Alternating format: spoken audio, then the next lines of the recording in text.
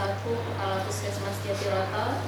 Yang saya hormati Bapak Muki Elwansyah selaku Ketua Mutu Puskesmas Jatiroto. Yang saya hormati dan berbahagia tamu undangan Bapak Ustadz Muhammad Taufik dan Bapak Ibu seluruh karyawan Puskesmas Jatiroto yang berbahagia.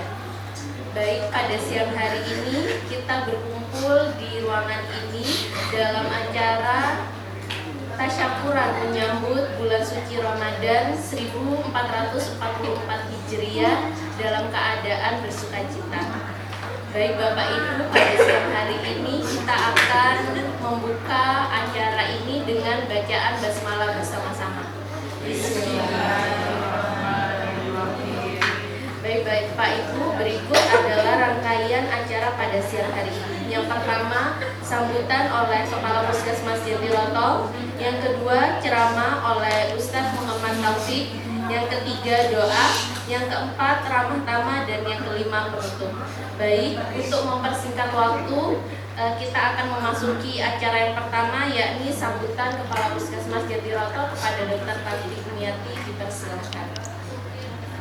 Alhamdulillah, segala puji bagi Allah yang telah memberikan karunia kita nikmat sehat, sehingga acara ramah tamah dan tasyakuran menyambut datangnya bulan Ramadan bisa kita laksanakan hari ini. Yang kedua, sholawat dan salam tahturkan pada junjungan kita Nabi Muhammad SAW.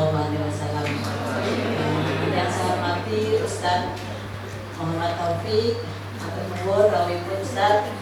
Yang saya hormati teman-teman semua karyawan-karyawan Puskesmas Jatiroto, sangat senang sekali hari ini kita bisa melaksanakan tasyakuran dan menyambut datangnya bulan suci Ramadan yang beberapa hari lagi mau kita laksanakan puasa.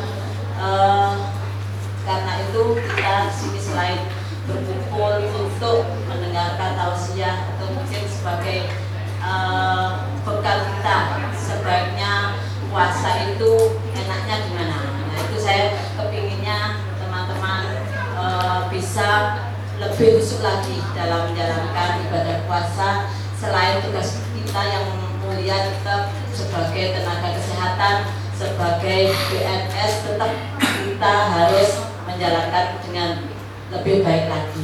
Tapi momen yang sangat kita tunggu-tunggu dalam satu bulan, satu tahun satu kali atau dalam satu bulan ini perlu kita isi dengan maksimal dengan ibadah kita agar benar-benar kita mendapatkan ibadah puasa yang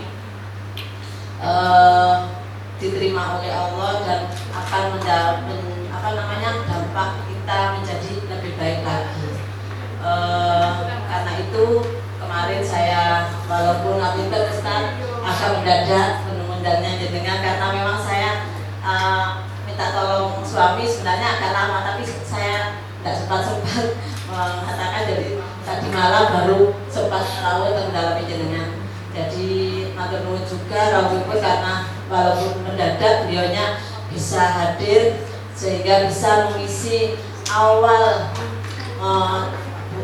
puasa kita, bisa kita mungkin beberapa kegiatan beberapa manfaatan dengan kita mengetahui keutamaan puasa, keutamaan kita di bulan Ramadan, bisa kita maksimal dalam beribadah kepada Allah. Mungkin itu saja yang bisa saya berikan. Monggo kita dengarkan bareng-bareng apa yang beliau berikan kepada kita. Saya akhiri. Wassalamualaikum warahmatullahi wabarakatuh. Waalaikumsalam warahmatullahi wabarakatuh.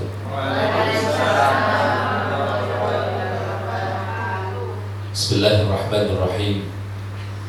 Alhamdulillahilladzi wa kafa.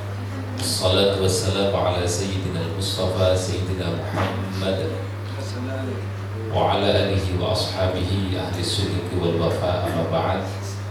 Yang saya hormati Kepala Puskesmas Jatiroto, yang mulia Dr. Ibu Tanti Sumiati, juga yang saya hormati Bapak Muki Erwansa selaku Ketua Mutu, para karyawan, karyawati, petugas kesehatan di Puskesmas Jatiroto, hadirin hadirat rahimakumullah. Puji syukur, alhamdulillah, salawat salam kita aturkan kepada baginda Rasulullah sallallahu alaihi wasallam. Hadirin hadirat rahimakumullah. Saya melihat tema pada siang hari ini luar biasa menurut saya.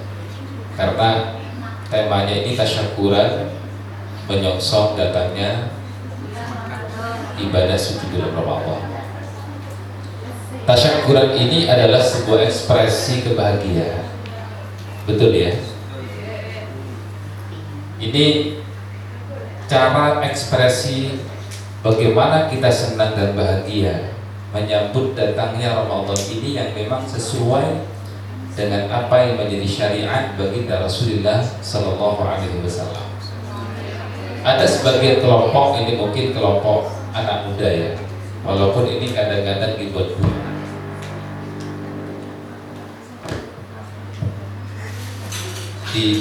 guyonan kadang-kadang oleh sebagian kaulah muda, bahwa beberapa hari lagi kami akan memasuki musim kelaparan katanya.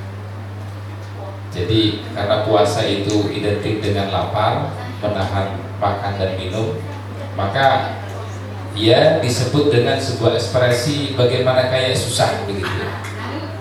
Susah. Tapi alhamdulillah di sini temanya malah bahagia begitu ya. Alhamdulillah. Nah, kenapa saya katakan ini rasa bahagia menyambut datangnya bulan suci Ramadan ini penting?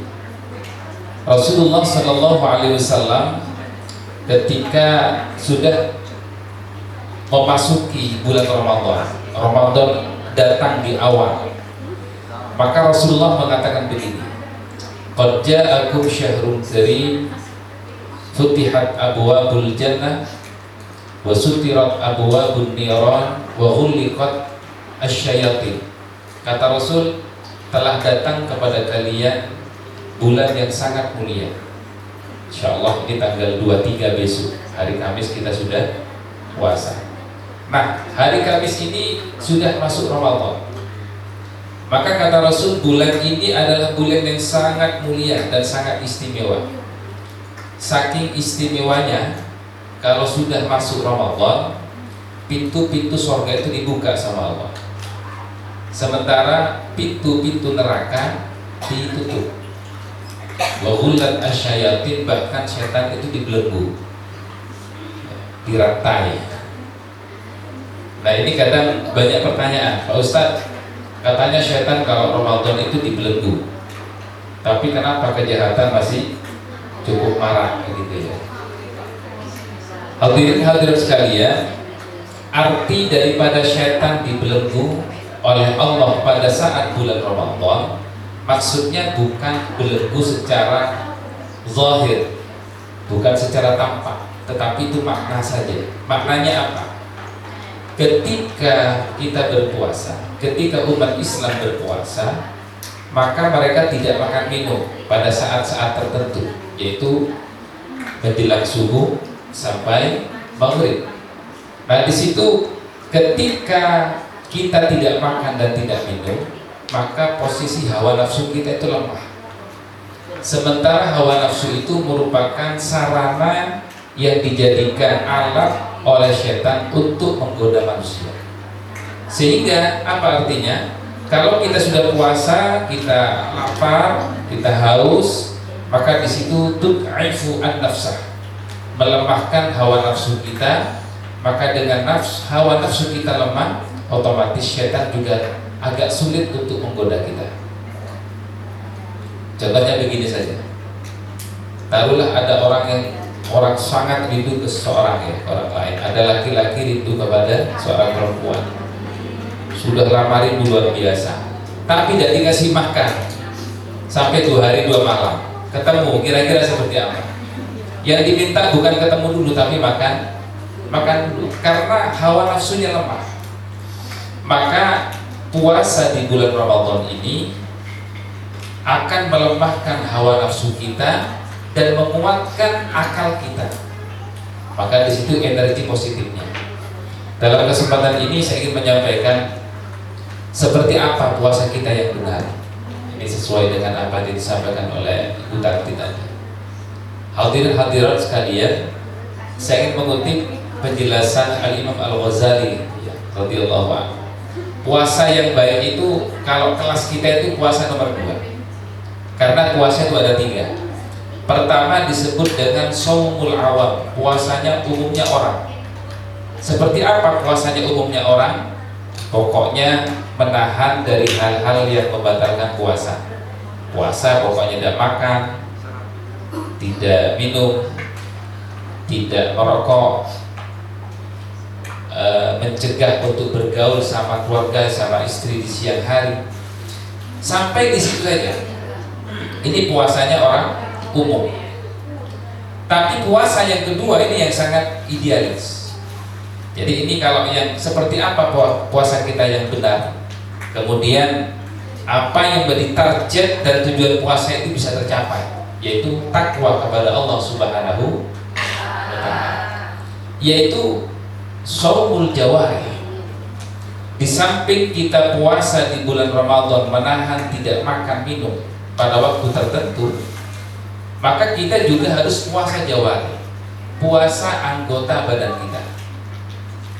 Mohon maaf, bukan hanya perut dan di bawah perut yang puasa, bukan hanya mulut yang puasa tidak makan dan minum, tapi mulut kita juga puasa untuk tidak berbicara hal-hal yang dilarang oleh Allah.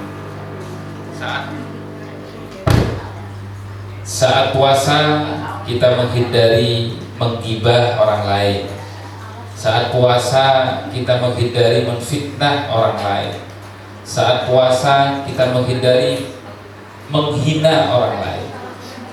Telinga kita juga seperti itu berpuasa, menghindari mendengar hal-hal yang dilarang oleh Allah Subhanahu wa Ta'ala.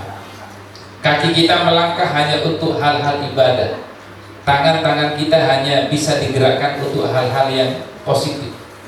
Nah, kalau sudah bisa puasa seperti itu, inilah sebenarnya puasa yang sebenarnya. Karena kalau yang nomor 3 ini berat ya, saya tidak akan menjelaskan, ini bukan kelas kita. Ya nomor 2 saja sudah.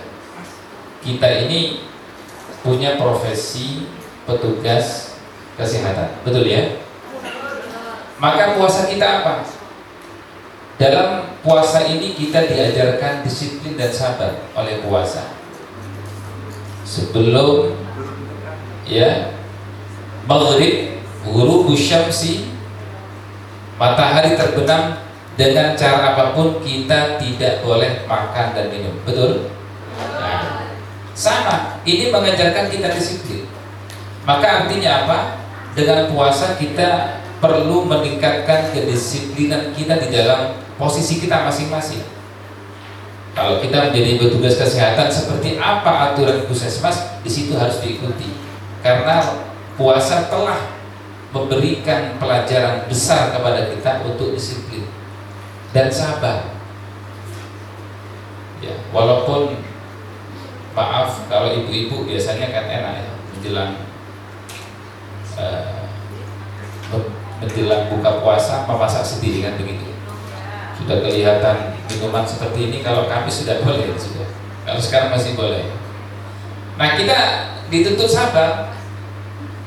Sebelum maghrib kita tidak boleh. Tapi kalau mencicipi kan boleh Ustaz, boleh. Tapi mencicipi jangan terus ditelan. Walaupun sedikit ini membatalkan. Jadi setelah mencicipi ini ludah yang ada rasa makanan itu dikeluarkan. Ya. Bukan dicicipi terus ditelan, itu batal gitu ya.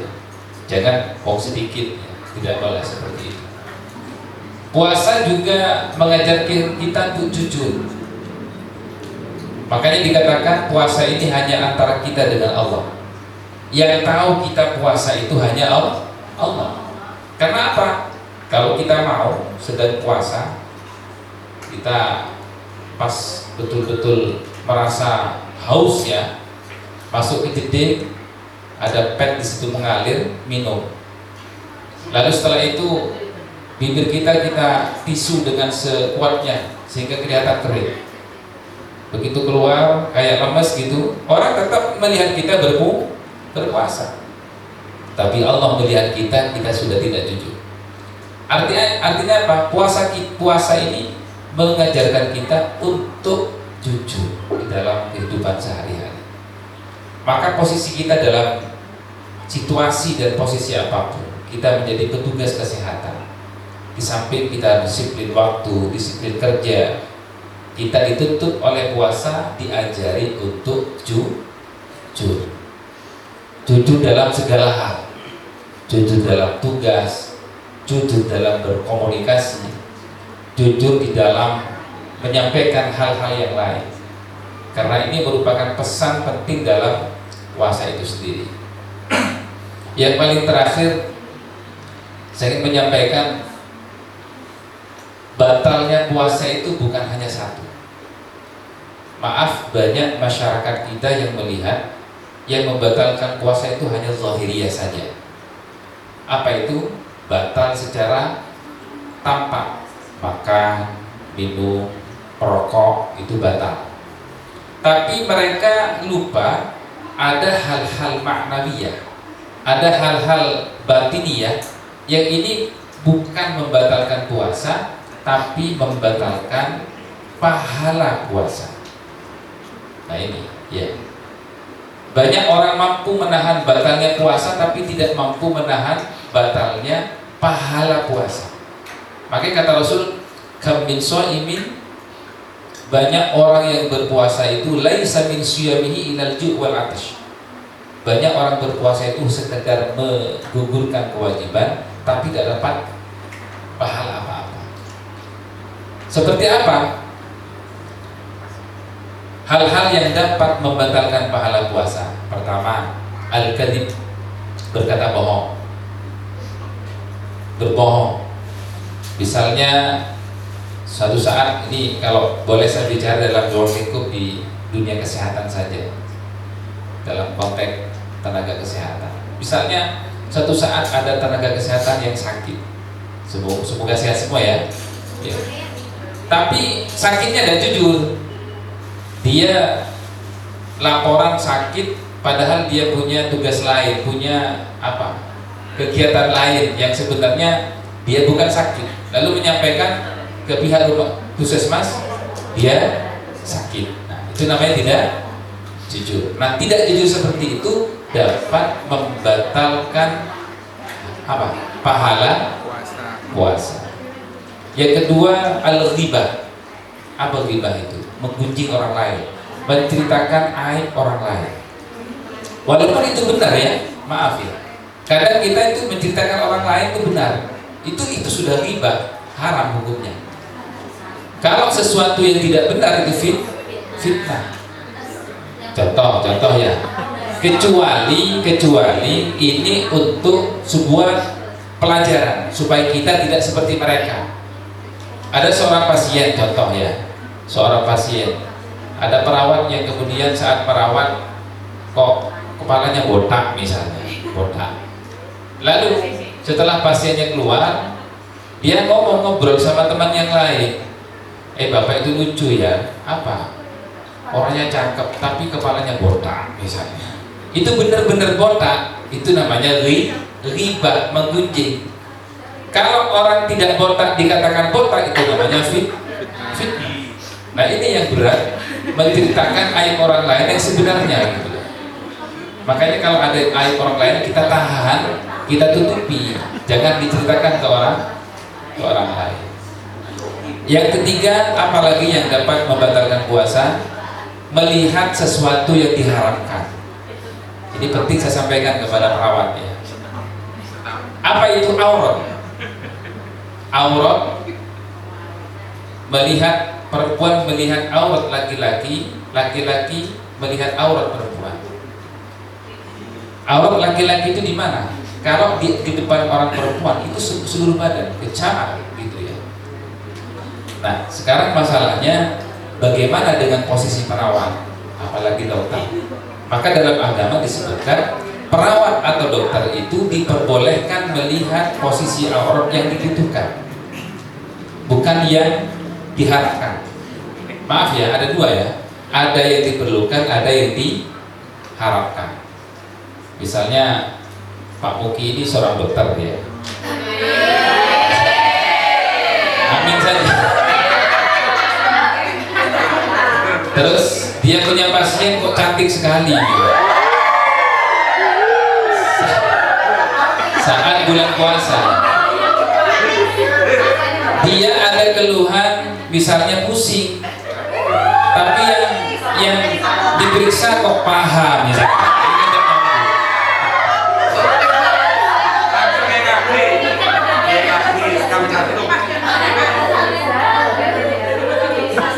Nah, ini hal-hal yang memang bukan yang diperlukan ya. Maka seperti itu haram. Tapi kalau seorang perawat atau dokter memang titik itu harus dilihat atau disentuh, maka di dalam agama itu dianggap dispensasi, diperbolehkan. Tapi jangan lama-lama ya. Itu enak lama-lama seperti itu juga haram. Hal-hal yang diperlukan saja.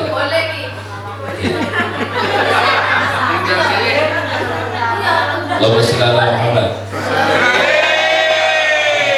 Di titik ini orang semua kenapa?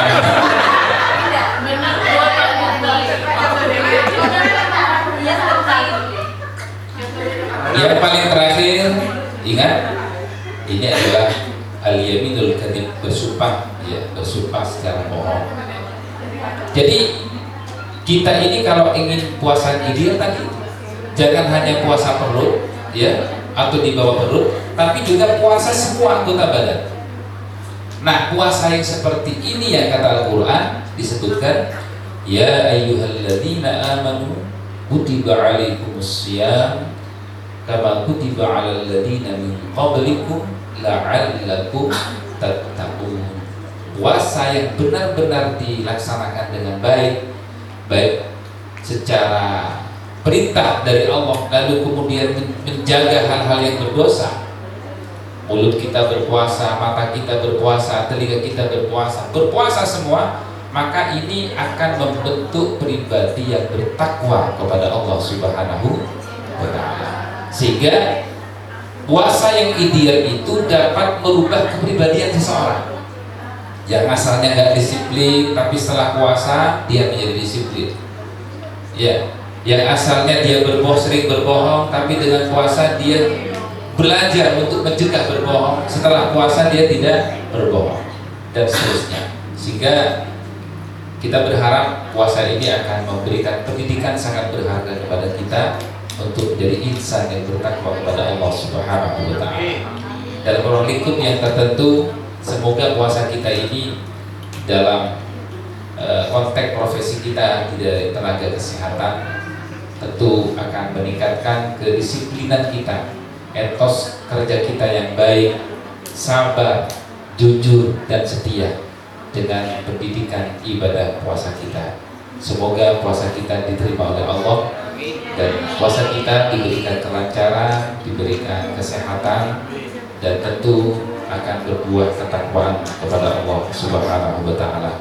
Demikian, kurang lebihnya mohon maaf. Assalamualaikum warahmatullahi wabarakatuh.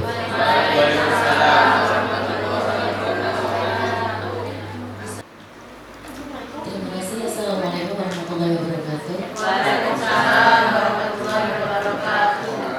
Izin bertanya Pak Ustadz, anggap aja saya tidak tahu apa-apa gitu. Kalau dulu waktu kecil, ya saya menganggap kalau orang baik ya baik secara keseluruhan. Jadi ya mungkin karena belum terlalu luas melihat kehidupan di luar gitu. Kemudian seiring perjalanan waktu mulailah belajar sosial, belajar kehidupan.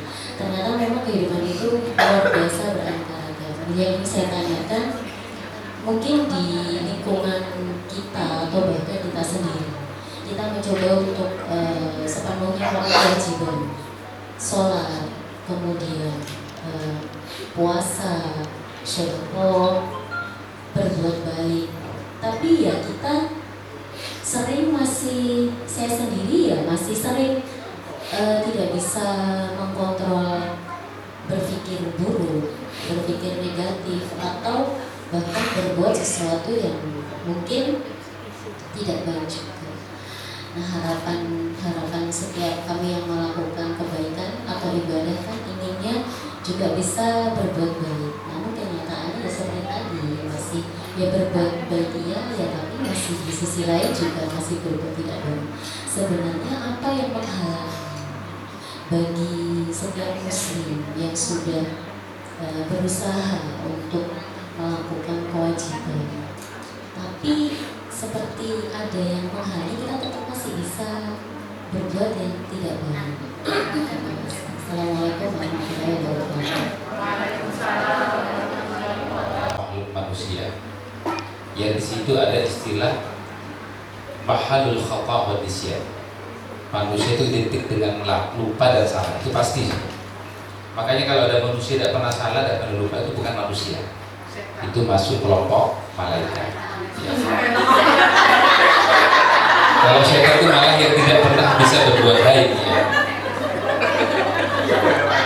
Nah, terus tapi kan begini, agama ini menuntut kita supaya menjadi orang yang baik, yang dekat dengan perbuatan malaikat. Karena manusia itu pada sisi lain bisa menjadi malaikat, tapi pada sisi lain lebih jahat dari iblis, kan begitu. Nah, para ulama dari beberapa hadis Rasulullah SAW, supaya kita ini dengan niat baik, kita menjadi orang yang baik dengan konteks istiqomah. Istiqomah itu apa ya? Konsekuen. Kadang sekarang ini kita baik, besok nggak baik, gitu kan ya. Sekarang ini kok bertakwa, pengen katakan Quran, besok sudah pengen lihat HP saja, malas ya. Nah, untuk memunculkan itu pertama dari cara sholat kita. Sholat yang baik, yang benar, kata Quran, innas sholata tanha 'anil fahsya'i wal munkar. Sholat yang dijalankan dengan sebenar-benarnya itu dapat mencegah perbuatan keji dan munkar. Ini faktor utama ya. Artinya mungkin kalau kita masih ada kekurang istiqomahan di dalam memandang sesuatu, lalu masih terjebak kepada sesuatu yang negatif, coba sholat kita lebih dimaksimalkan. Bukan hanya sekedar menghilangkan kewajiban, menggugurkan kewajiban, tapi sholat dilakukan dengan penuh khusyuk kepada Allah. Kita bukan wajib sholat, tapi kita dengan sholat butuh karena kepada Allah. Khusyuk, kita merasa dilihat oleh Allah. Kita ini butuh sholat, bukan kita wajib sholat. Sudah beda. Kalau orang merasa wajib, pokoknya sholat. Tapi kalau butuh pada sholat untuk Allah, itu yang akan memunculkan efek positifnya. Ya, apa caranya? Ya khusyuk. Caranya khusyuk, kita harus tahu terjemahan apa yang kita baca. Ya harus belajar memang. Saya kira sekarang banyak untuk menerjemahkan bacaan-bacaan sholat itu sudah banyak. Ya. Yang kedua, husnudzon itu memang perintah dari agama. Suudzon itu adalah sesuatu yang dilarang. Maka untuk menghindari itu, kita ini husnudzon saja. Bagaimana caranya? Memotivasi diri kita bahwa husnudzon itu adalah berpahala dan suudzon itu adalah dosa. Makanya ada dari saking baiknya orang ya, orang jelek pun dihusnudzoni terus. Contoh ya, misalnya mohon maaf ini contoh. Jenengan punya suami kok pegang HP terus WA-WA-an terus, husnudzon saja. Mungkin suami saya sedang berkomunikasi tentang hal-hal yang positif. Belum selesai. Husnudzon saja. Wah, Pak ini sudah ini misalnya, ini sudah dulu. Nah, tapi dalam sisi lain istri juga harus mengawasi kemana dia terkirim misalnya, dengan siapa dia berkomunikasi. Tapi sudahnya jangan di depan, husnudon dulu. Ya. Yang kedua, sejelek apapun di depan orang-orang depan kita, kadang-kadang terpaan kita salah, prasangka kita salah. Orang ini jelek, tapi sebenarnya orang ini benar. Tapi dalam pandangan kita jelek, ternyata ini pandangan Allah benar. Makanya alaikum bihusnul dhanni fa innahu ya'tikum as-sakinah. Orang yang selalu husnul dia akan tenang hatinya. Dan orang yang berburuk sangka, hatinya tidak akan tenang. Karena berburuk sangka terus, temannya dianggap jelek semua. Jelek, ya tidak enak itu sudah. Lebih baik kita ini menganggap orang baik itu baik, walaupun dia orang jelek. Yang parah itu kita menganggap orang jelek padahal itu orang baik. Sama posisinya begini, kita ada orang menilai itu buruk, kita biasanya kan merasa gemes gitu ya, padahal kita benar, tapi masih dianggap salah. Tapi dalam ilmu filsafah ya, dalam ilmu tasawuf, lebih baik kita ini dianggap salah tapi ternyata benar, daripada kita dianggap benar orang lain padahal salah.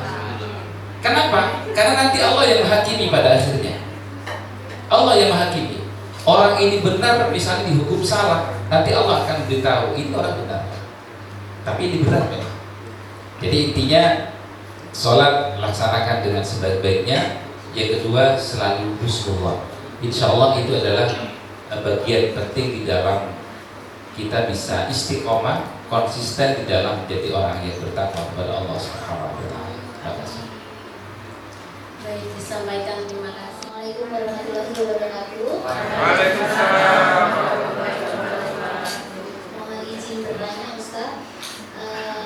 Dalam hidup kan pasti kita pernah merasakan hal-hal yang enak, baik ataupun tidak enak dan tidak baik. Bagaimana cara kita membedakan antara itu musibah atau azab atau itu ujian? Itu aja. Terima kasih jawabannya. Wassalamualaikum warahmatullahi wabarakatuh. Kepada orang-orang yang baik. Baik itu apa? Yang melaksanakan perintah-perintah Allah dengan baik dan menjauhi larangannya. Sepanjang kita ini melaksanakan perintah-perintah Allah dan menjauhi larangannya, kok masih ada musibah terus, maka itu artinya ujian, al-mihnah. Semakin tinggi derajat kita, semakin berat ujian kita. Dan kalau kita lulus, itu akan menaikkan posisi kita, menaikkan derajat kita di hadapan Allah Subhanahu wa taala. Tetapi kalau musibah itu turun kepada orang yang tidak melakukan atau melaksanakan perintah-perintah Allah, malah melakukan hal-hal dilarang, itu dua. Pertama, diperingati dulu. Itu peringatan sudah. Kalau diperingati tetap, itu biasanya lebih parah. Namanya musibah azab, siksa dari Allah. Jadi ukurannya itu melihat orangnya. Kalau orangnya baik, itu adalah ujian. Tapi kalau tidak baik, itu sudah peringatan atau azab dari Allah Subhanahu wa taala. Pembedanya dari objek yang diuji oleh Allah. Apakah dia orang baik atau tidak baik? Kalau tidak baik, itu peringatan, bisa azab. Ya, terima kasih. Baik, karena saya sebagai dokter baru untuk melihat aurat jenis saya lakukan, terutama pada saat pemeriksaan yang rasanya saya harus melihat, karena untuk misalkan seperti penyakit kulit atau gatal itu ada beberapa macam, karena kalau tidak saya lihat itu biasanya saya tidak bisa mendiagnosa apa itu penyakitnya, kan gitu. Apa ada batasannya? Memang aurat laki-laki mungkin dari dari bisa sampai gitu, tapi kadang saya harus melihat kelaminnya itu biasanya saya harus lihat gitu. Jadi itu apa masih boleh atau harus gimana Ustaz? Yang kedua terkait yang kedua terkait apa ya, memegang atau persentuhan antara perempuan dan laki-laki. Batasannya yang boleh selain di medis, saya Ustadz, misalkan salaman itu antara laki-laki dan perempuan itu boleh apa enggak? Karena kalau sepengetahuan saya sebagai orang awam itu laki-laki dan perempuan itu tidak boleh bersentuhan, mungkin ya walaupun sekedar salaman, sekedar kalau tidak ada yang kondisi gawat darurat. Apakah itu masih ada dalil lain yang membolehkan? Oh aku kalau ini kita udah ngerasani, masih aku kalau tak anggap guruku, kita anggap kakakku, tak anggap lekku misalkan, yang padahal dia bukan mahram, padahal dia tidak ada hal yang gawat darurat. Itu Ustaz yang mungkin saya tanyakan. Terima kasih. Assalamualaikum warahmatullahi wabarakatuh. Dalam kitab atau dalam beberapa hadis itu ada pengecualian. Illa huwa at-tabib aw hiya tabibah lil hajah. Kecuali ini seorang dokter perempuan atau laki-laki atau perawat sekalipun. Maka di situ kalau memang ada objek yang memang dibutuhkan untuk dilihat bahkan dipegang pada wilayah yang diperlukan, sekali lagi wilayah yang diperlukan, tidak lebih dari itu, maka itu diperbolehkan. Nah, kalau kemudian anak niki ada khusus Bu, kalau perempuan itu punya mahram atau laki itu punya mahram, jadi kalau Bu Tanti ini posisinya kalau ini pasiennya laki-laki ya, kalau perempuan tidak masalah. Kalau ada pasien laki-laki, di situ ada mahramnya, khusus kelamin ya, untuk mendiagnosa yang di wilayah kelamin itu harus ditemani oleh mahramnya, apa orang tuanya atau istrinya, dan itu lebih baik dianjurkan dalam agama kita. Jadi agama kita Islam itu sangat fleksibel sekali, sepanjang itu dibutuhkan boleh, tidak apa-apa. Untuk mendiagnosa sebuah penyakit tanpa melihat di titik itu atau menyentuh di titik itu diperbolehkan. Boleh saja. Nah, yang kedua, salaman ini boleh tidak antara laki perempuan di dalam mahram? Hukum-hukumnya tidak boleh. Halo, tidak boleh. Tapi ada ulama yang memperbolehkan dengan sebuah tujuan silaturahim, tidak lebih dari itu. Sama dengan begini, melihat seorang laki-laki kepada perempuan itu kan haram, iya kan? Sama, perempuan melihat laki-laki itu juga haram. Tapi dalam agama disebutkan dalam wilayah kebutuhan diperbolehkan. Misalnya ini siapa ya? Misalnya ini harus dilihat. Tapi kalau ini siapa ya, kan tidak bisa itu mendeteksi siapa wajahnya. Yang kedua, hal-hal yang memang dibutuhkan ya dalam tugas ya, untuk mendeteksi ini siapa, petugas siapa dan seterusnya, tentu diperbolehkan. Yang tidak diperbolehkan itu lebih dari yang diperlukan. Misalnya ada temannya sesama perawat, ini laki ini perempuan, kok ngobrolnya lama dilihat terus seperti itu ya, lebih dari apa yang menjadi tujuan utamanya, itu yang tidak diperbolehkan, karena itu yang kemudian menimbulkan efek-efek negatif di akhirnya. Efek tuman. Apa? Tuman. Jadi tuman ya. Ya, jadi sekali lagi pada wilayah yang dibutuhkan dalam agama itu masih ditoleransi. Ya.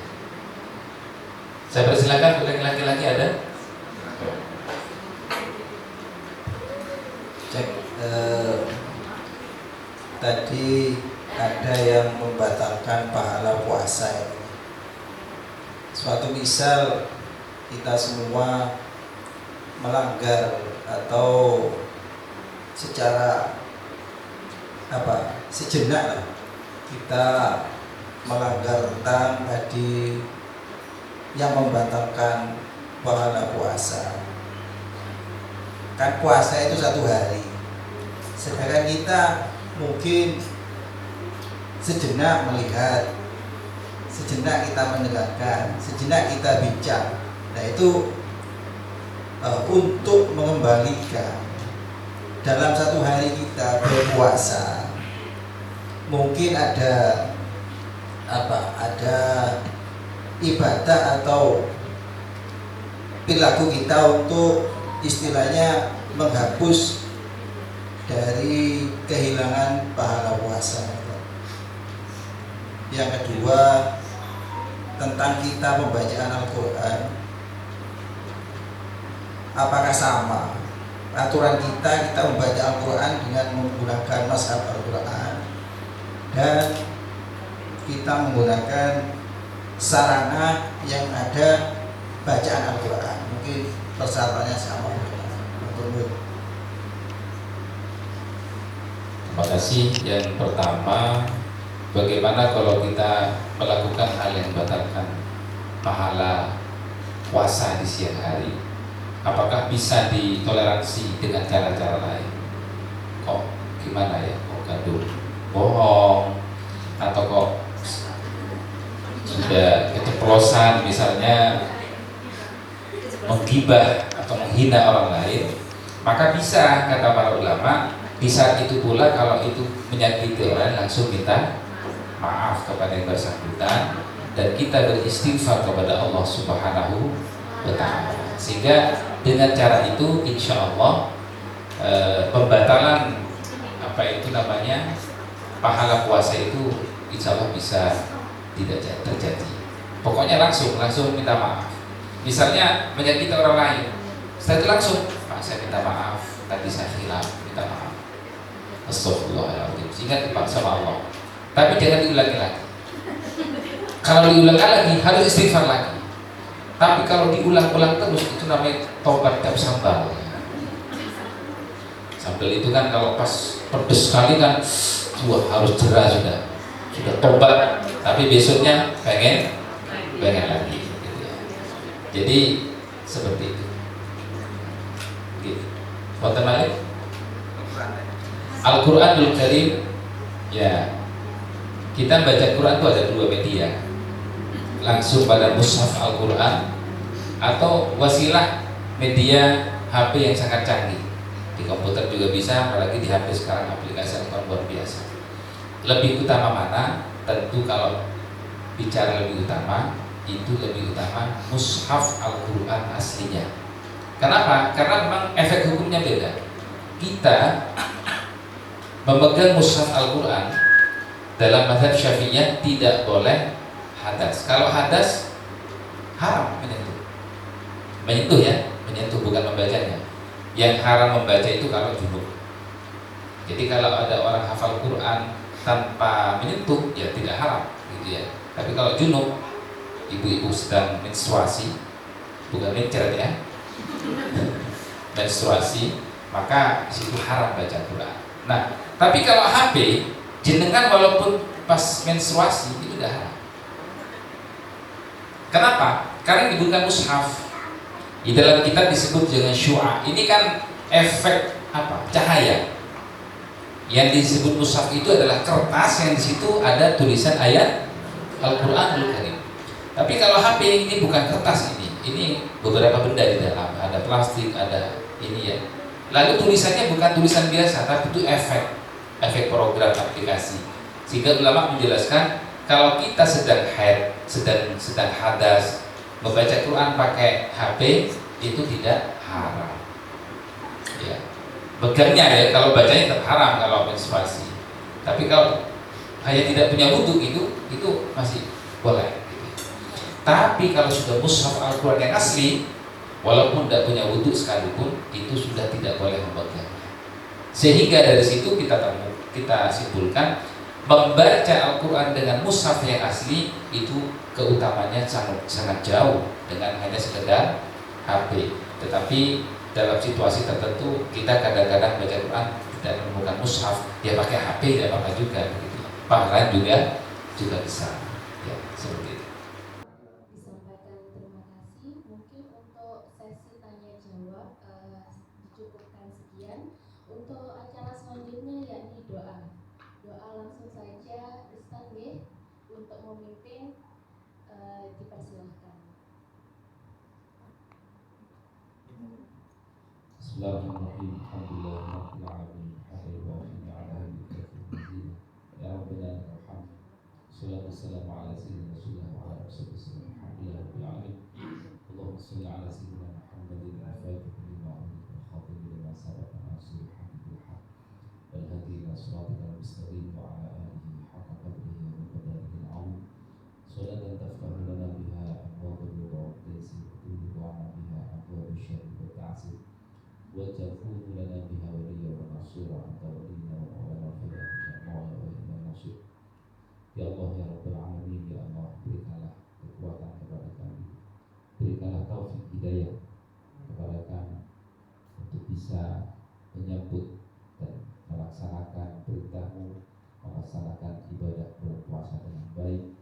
Kami berpuasa hanya karena ya Allah bisa menjaga hati kami, bisa menjaga seluruh anggota badan kami untuk tetap beribadah kepada Allah, untuk tetap beribadah kepada-Mu ya Allah, dan dapat digunakan untuk hal-hal yang diridhai oleh-Mu.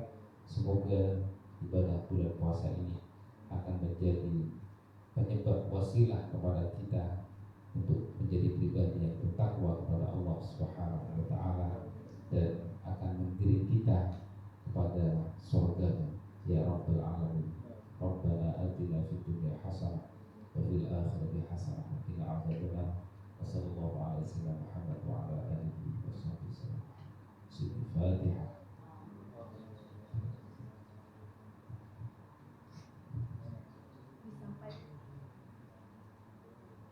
Disampaikan terima kasih. Untuk acara selanjutnya yakni Ramatamah. Ada sebuah kutipan, tak seorang pun bisa pergi kemanapun yang ia mau tanpa persiapan, dan tak seorang pun yang mengundang tamu tanpa mempersiapkan diri untuk menyambutnya. Maka dari itu, untuk menyambut bulan suci Ramadan 1444 Hijriah kali ini, mari kita menyambutnya dengan mengosongkan hati, saling memaafkan, memulai dari awal, saling memberi maaf. Pada siang hari ini monggo sama-sama kita berdiri, kita salaman. Mungkin selama bekerja, selama kita berdampingan ada kata atau perbuatan yang tidak disengaja, mohon dimaafkan. Baik Bapak Ibu, monggo berdiri, kita salaman. Mungkin ke Bapak.